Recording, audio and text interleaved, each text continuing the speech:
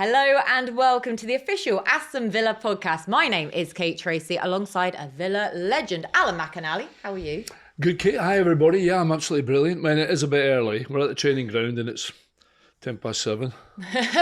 Or whatever it is. It just feels like that. Yeah, and it's we're going to be very fortunate to get one of the lads coming to speak to us today. Yes, we've been really lucky because, as Alan says there, we are recording before training as well. So one of the current players joined us before training started, Youri Tielemans.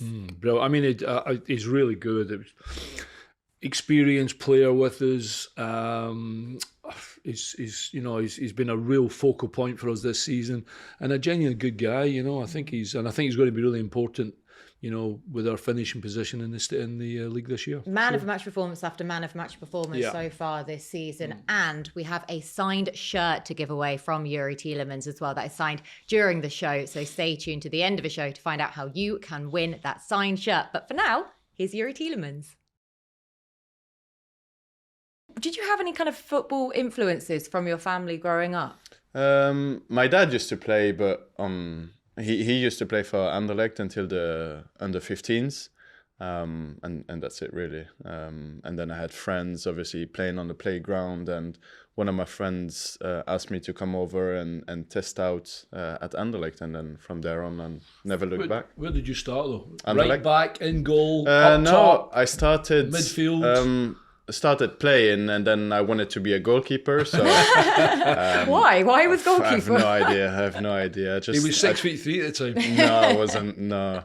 But then once I conceded a goal, I started dribbling everyone and then score a goal myself. So the manager put me in midfield, and from there on just stayed in midfield. I'm always fascinated to know, how good were you at that age? I know it's probably tricky for you to say as such, but did other people say that you were a level above your classmates? Well, I was always a good player. We had an amazing team, the youth academy at Anderlecht. We always have the best players, and everywhere we go on tournaments, we always win them. So I'd like to think I was a really good player, but I don't think I had anything special. I just had from a young age just leadership qualities that I'd always from my education had put through, and even now it's just natural for me to kind of guide my teammates and the team.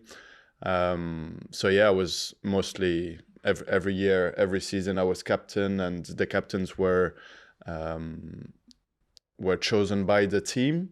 So the fact that I was captain, I think they saw that in me. I can answer the question. He was exceptional. I know. That was a very humble way. But I'm trying to think as well, because most players, when you speak to them, and even when I think back in my day, you are above the average bear in front of everybody. Yeah. But there's a lot of players that are similar, 16, 17, 18, 19. And then if you do the things right and you want to become a football player and you want to be the best, your life changes. Yeah. And you become whatever they expected you to become as a professional football player. Yeah, for sure. And I think it's just a natural way of going, really. So I don't really think about it. For me, it was all normal. And when I was in the first team at 16, for me, it was normal. And I thought I'd had the qualities to play in that first team. And for some people, it may be arrogant or too much confidence, but I just knew I had the qualities to play. And then when did Anderlecht actually come for you? Or were you kind of always in and around the system? Or you said it was your local team, but how did that kind of come about? I started there at 5 and then just made the whole system until I was 16, and they put me in the first team for the pre-season camp, and I just stayed with the first team and played. Just the chats that I had about tactics, about where the club is going, about how it's growing as well, and also the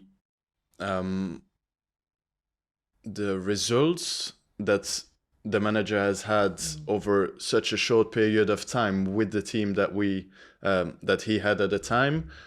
He improved so many players in his time as well, only a couple of months, and I saw myself in there. Because what age were you when you came to Villa?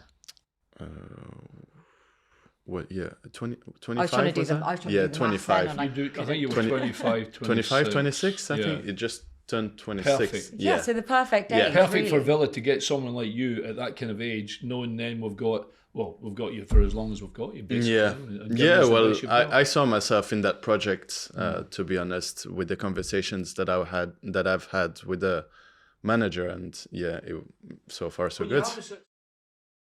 I've been saying that since start of the season. It's this season's really hard because everyone is on it, and every weekend some results are so surprising because anyone can win or lose or draw, whatever happens. I think for us, we want to be up there like we did last year, because that's always the goal, to do at least the same or even better. But it's so challenging, and we just need to hit consistent form until the end of the season and then see where we are at. But our home form is really good. We just need to improve a little bit away to pick up more points. But everything is going so well in terms of the Champions League, and you have such a history in the Champions League, the youngest Belgian player to play in the Champions League at Anderlecht. So you've got a vast amount of experience in this competition. So from your perspective, how have you seen it all go?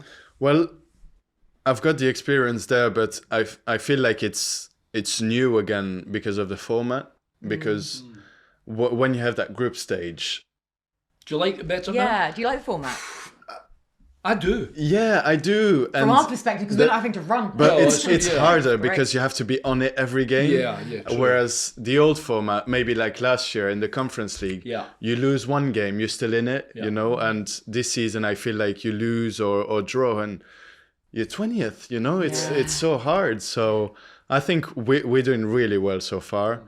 We've got 2 games left, and hopefully we can win those 2. Obviously, the aim has been in the top 8, but at least qualify for the next round. And how's it been with Unai? Again, we talk about history in Europe, and his history is unbelievable, as we know in that. It is. Is it different having his guidership in Europe?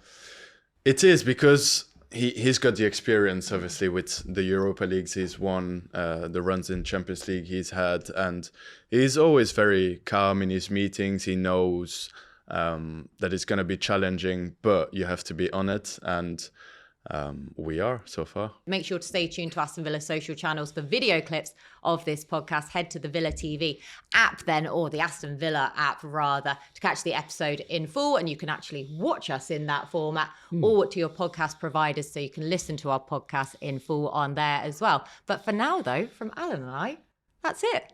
Up the Villa.